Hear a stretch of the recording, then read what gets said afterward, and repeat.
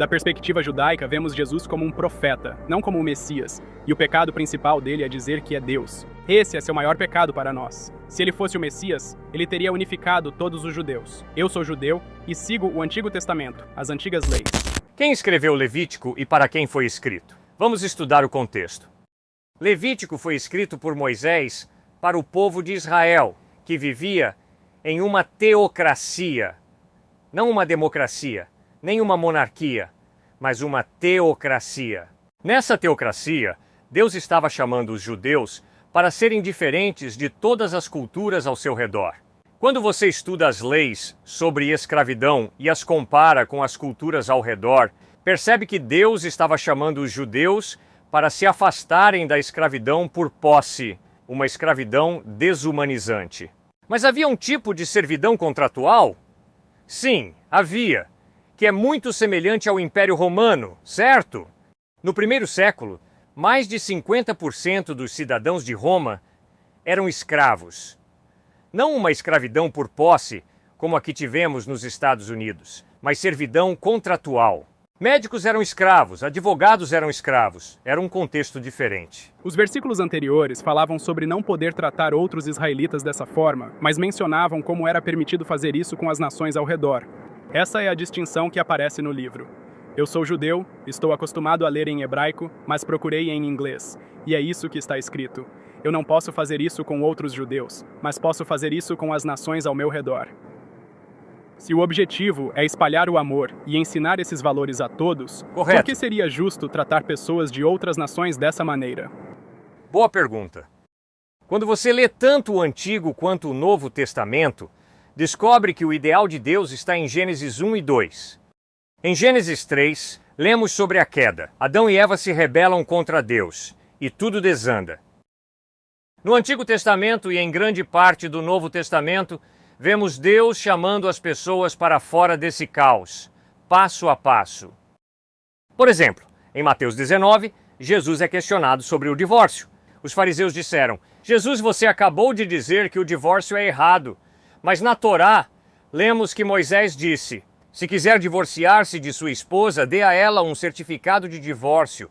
Então você está contradizendo a Torá, Jesus, quando diz que o divórcio é errado, porque Moisés disse: quer se divorciar de sua esposa? Dê a ela um certificado de divórcio.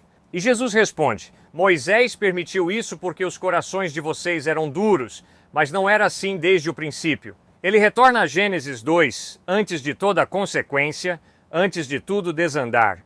A Bíblia mostra Deus chamando as pessoas para fora do pecado e da injustiça, mas frequentemente é um passo a passo. Por exemplo, Paulo no Novo Testamento diz: escravos obedeçam a seus senhores. Do que você está falando, Paulo?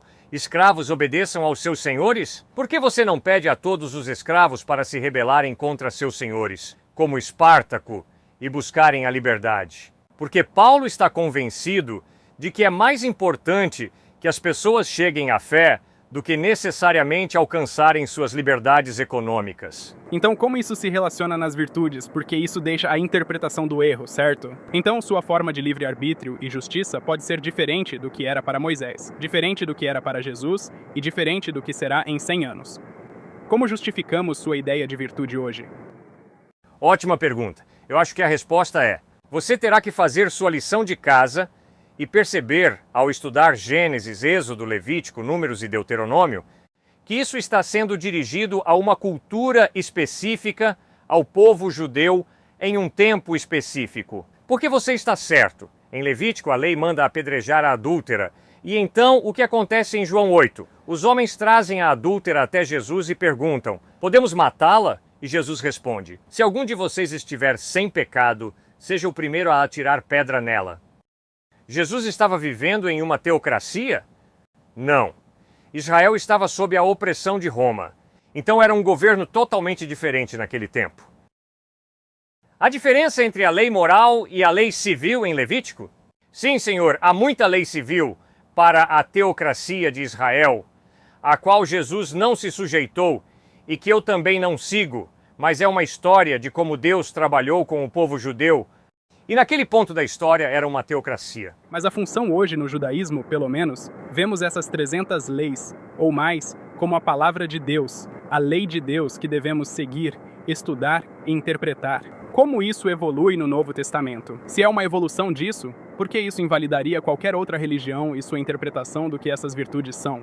Então, no judaísmo, é completamente diferente do Segundo Testamento, o Novo Testamento, certo? Diferente do que os Mormons têm em seu livro acrescentado. Acho que um grande argumento é que, mesmo que você faça argumentos sobre a existência de Deus, que Deus é real, ainda assim isso é debatível. Por que os valores cristãos? Falamos sobre isso e outras coisas, mas como isso se aplica? Por que os valores e virtudes cristãs são necessariamente predominantes sobre, digamos, o sikhismo, hinduísmo ou judaísmo? Ok, primeiro ponto. Na Torá, faço uma distinção clara entre a lei moral e a lei civil, entre os 10 mandamentos e tudo o que Jesus fez. Ele validou os 10 mandamentos e contradisse a lei civil, mas os 10 mandamentos não. Ele os manteve de forma intransigente e eu também, certo? Então há essa diferença, lei moral versus lei civil. Em segundo lugar, Deus fala com diferentes culturas, mas a verdade de que há um único Deus, a verdade de que Jesus Cristo é esse único Deus em forma humana, a verdade da ética de que o adultério é absolutamente errado, que roubar e cobiçar são absolutamente errados, isso não muda. São absolutos morais. Mas exatamente como isso é aplicado a diferentes situações culturais, sim, isso muda com o tempo. Mas se Jesus é o Salvador absoluto de tudo, isso não deveria se aplicar em todo lugar? Não deveria se aplicar a todas as culturas? Deveria. Ele é o Salvador absoluto, que oferece salvação a todo hindu, budista, judeu, gentio. Mas se Deus me fez com um plano personalizado que funciona melhor para o meu povo, por que isso seria menos válido? Ele transmite isso por meio de sua forma de virtude para o meu tempo, para o meu povo. Por que isso seria menos válido também? Isso não é menos válido, mas o que Jesus está afirmando é ser o cumprimento das profecias que os grandes profetas hebreus como Isaías, Jeremias, Abacuque e Sofonias anunciaram. Então Jesus não contradiz o Antigo Testamento. Ele afirma ser o cumprimento da lei, o cumprimento de todas essas profecias do Antigo Testamento. Ele afirma ser o Messias para os judeus. E, obviamente, no primeiro século, a vasta maioria dos seguidores de Cristo eram judeus. Isso realmente nos leva de volta à questão: Jesus realmente ressuscitou dos mortos? Por que esses judeus mudaram radicalmente de um tipo estrito de monoteísmo para acreditar na Trindade, Pai, Filho e Espírito Santo? Eles mudaram de se apegar estritamente ao sábado para adorar no domingo em celebração à ressurreição de Cristo. Eles mudaram da estrita lei mosaica para viver pela graça. Por quê? Por que judeus devotos mudariam assim no primeiro século? Eles insistem que é porque Jesus Cristo ressuscitou dos mortos. Todo profeta no judaísmo tem um pecado-chave, certo? De uma perspectiva judaica, vemos Jesus como um profeta, não como um Messias. E seu grande pecado seria afirmar que ele é Deus. Esse é o maior pecado dele para nós. Não se trata apenas do que consideramos a ascensão e queda de algumas ideias, mas de que muitos dos pré-requisitos para ser o Messias incluem ser descendente da casa de Jacó. Porém, se acreditarmos na concepção divina e imaculada, Jesus não poderia ser descendente de uma certa tribo. Existem certos aspectos que, de nossa perspectiva, justificam por que ele não é o nosso Messias. Se ele fosse o Messias, ele teria reunido todos os judeus para si. Sou judeu e sigo o Antigo Testamento e as leis antigas. Nem todos mudaram. Por que isso seria o caso se ele realmente tivesse cumprido o papel judaico de Messias? Não vejo isso acontecer. Isso nos leva a uma conclusão. Minha religião é o meu caminho para Deus. Não vejo por que Jesus seria o melhor caminho para pessoas que podem ser hindus, cristãos ou o que for. No judaísmo, temos algo chamado as leis de Noé. 7 regras como não matarás. Coisas simples que poderíamos chamar de leis naturais. Essas leis se aplicam a todos, e você está bem no judaísmo se as seguir. São coisas simples. Por que precisaríamos ser julgados por um padrão cristão? Ok. Você acha que a Torá é estreita em sua visão quando insiste: ouve, ó Israel, o Senhor nosso Deus é único. Ame o Senhor, seu Deus, com todo o seu coração, alma, mente e força, e ame o seu próximo como a si mesmo? Isso é uma intolerância estreita ao politeísmo? Você acha que há um único Deus? Ou muitos deuses? Obviamente, a Torá insiste que há um único Deus verdadeiro. Você acha que está mentindo? Isso é estreito ou preconceituoso, ou está falando a verdade? O que você acha? Para mim, isso funciona como verdade, mas objetivamente não sinto que possa validar isso além da crença de outra pessoa. Em minha perspectiva, encontro valor na minha religião por meio de minha experiência e prática nela. É assim que construo um relacionamento com Deus. Mas é a prática, não necessariamente o fato de ser monoteísta, que importa. Por meio dos mandamentos de Deus, tento viver uma vida melhor. E isso funciona para mim através da minha religião. Isso também poderia ser verdade em uma religião politeísta. Como você pode honestamente ler a Torá e dizer que pode ser ateu? Como pode ler Isaías, Jeremias, Ezequiel, Daniel e ignorar a maneira como confrontaram o politeísmo da Assíria, Babilônia, os cananeus? Como você pode estar aqui e dizer, eu sigo a Torá e o politeísmo é uma opção? Porque não se baseia na conversão dos outros.